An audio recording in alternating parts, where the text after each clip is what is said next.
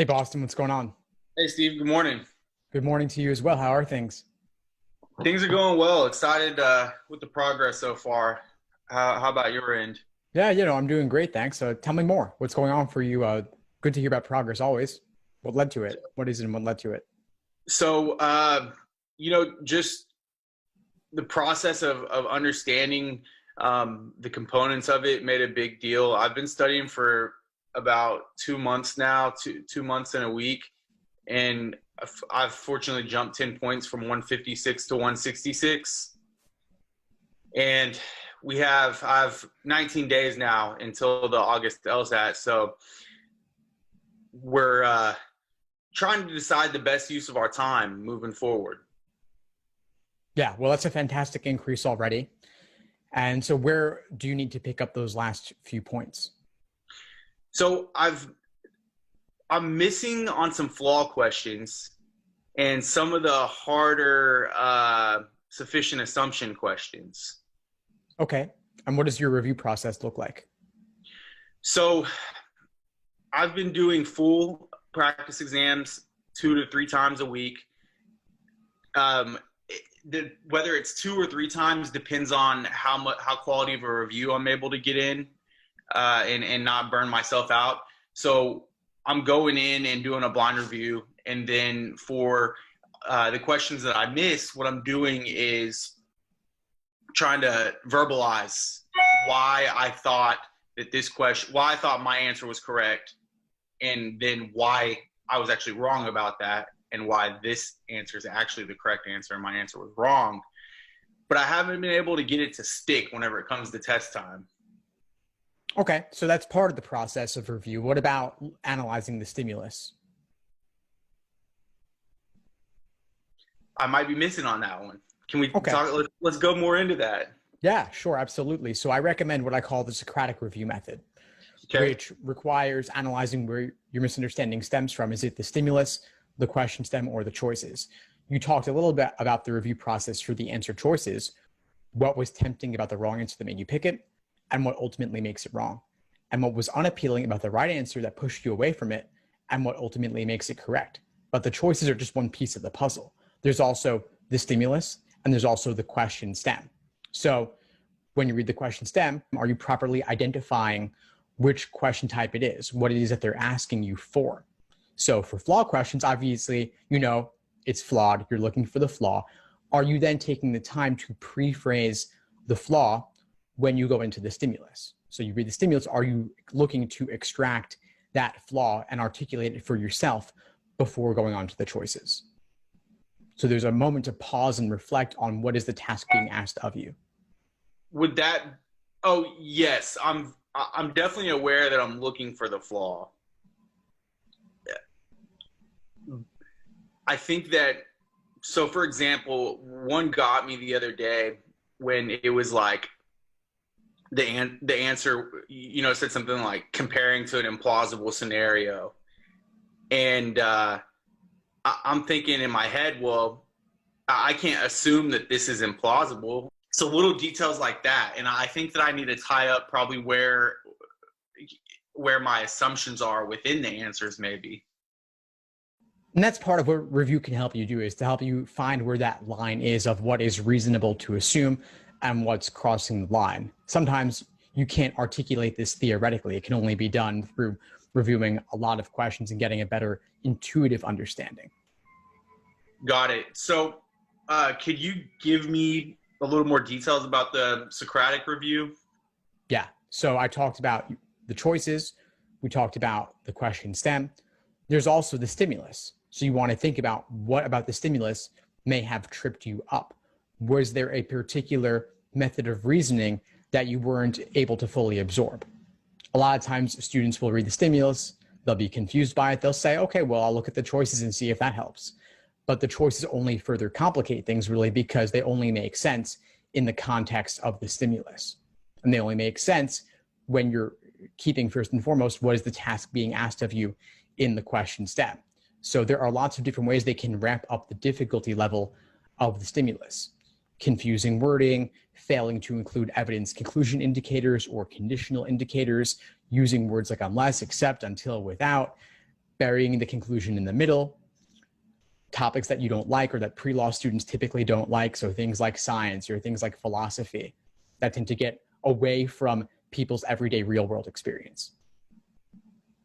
And you're not going to fall for all of those, but there are certain ones you're uniquely prone to falling for, or certain ones that will uniquely give you difficulty. And so recognizing that and focusing on it will help you avoid making the same mistake in the future.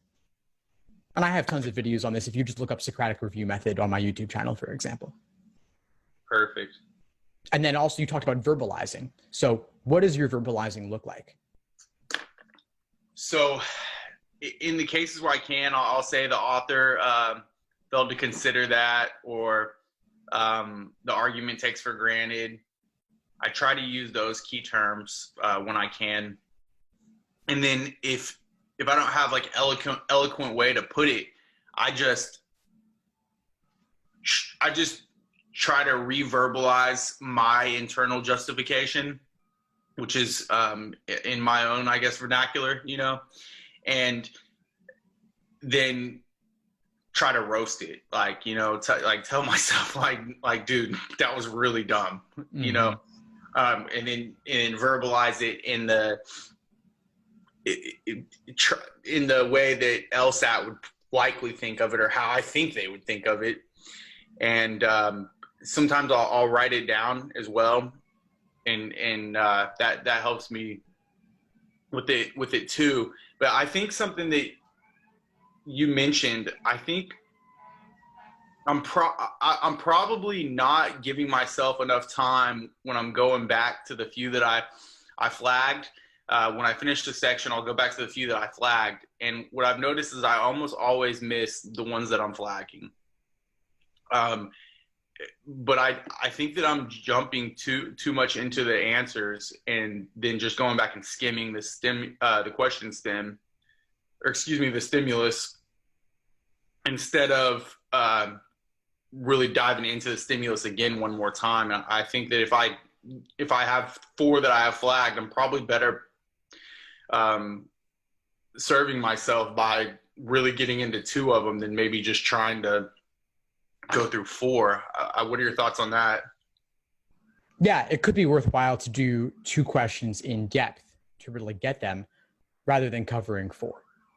But there's also something to be gained, I think, in terms of your review process, where you better understand these questions after the fact, so that next practice test, it goes better. Absolutely. I'm definitely going to look up your more information on your Socratic review.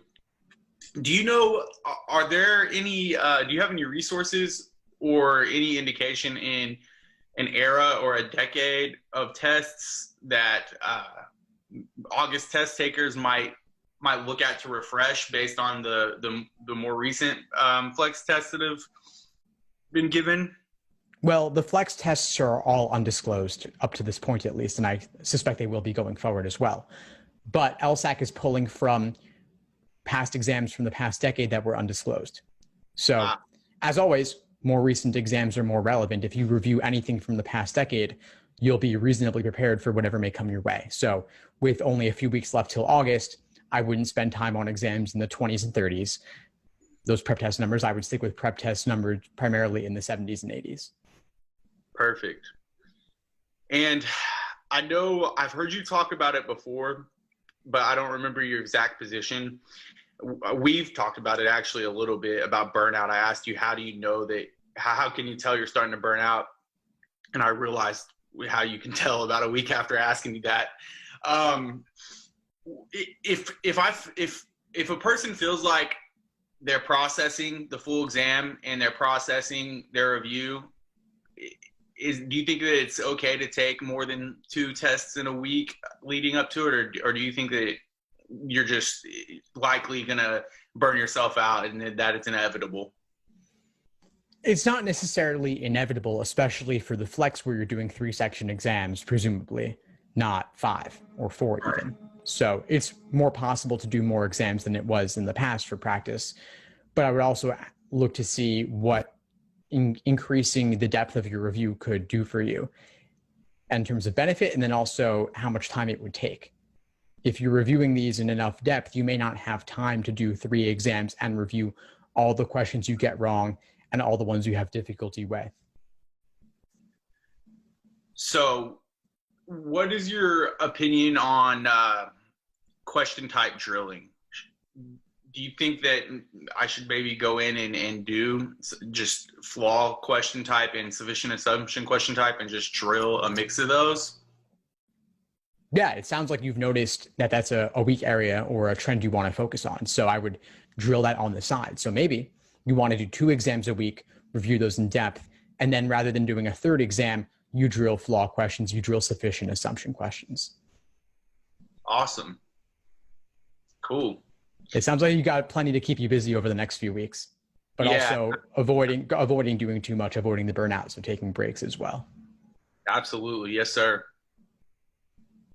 Awesome. Any other questions for today? No, it's all the questions I have. Do you have any for me? I guess I would ask you, how much time would you aim to spend on reviewing full-length exams? Each exam that you do. You know, early on, I was spending 3 to 4 hours whenever I was missing 25 to 30 in the full length or the 4 section exams. Now that I'm prepping the flex 3 section exams, I'm missing more in the 7 to 12 range. And so with those, not missing logic games at all. So it's been a lot shorter, maybe about an hour and a half to 2 hours.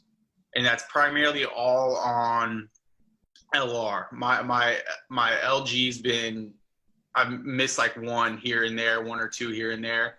And then with reading comprehension, I'm pretty consistent around -3. So my primary review comes in the LR, and obviously that's doesn't take as much time to prep for the actual review question. Okay, well, the fact that you've improved is awesome, and that does mean that there would be less time necessary to review. But if you add on reviewing the stimulus or reviewing the question stem in your general approach, that may lead you to spend exactly the same amount of time now compared to previous, because you're going more in depth. Absolutely. It's probably necessary.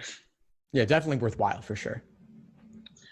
Cool. I really appreciate your time, and I love your YouTube channel and your blog posts and podcasts. Awesome, Boston. Driving around, we play the clips, and you hone in on some of the important short questions. It's cool to have a little playlist go through. Awesome. Well, I'm glad you're enjoying it. We'll keep at it, and let me know if you need anything moving forward. It was great connecting with you again. Absolutely. Thank you, sir. Thanks for tuning into the show. Please subscribe if you haven't done so already to be notified of new episodes as I release them. And feel free to reach out if you need anything at all as you move forward with your prep. I'm happy to help however I can. In the meantime, I'll wish you all the best and take care.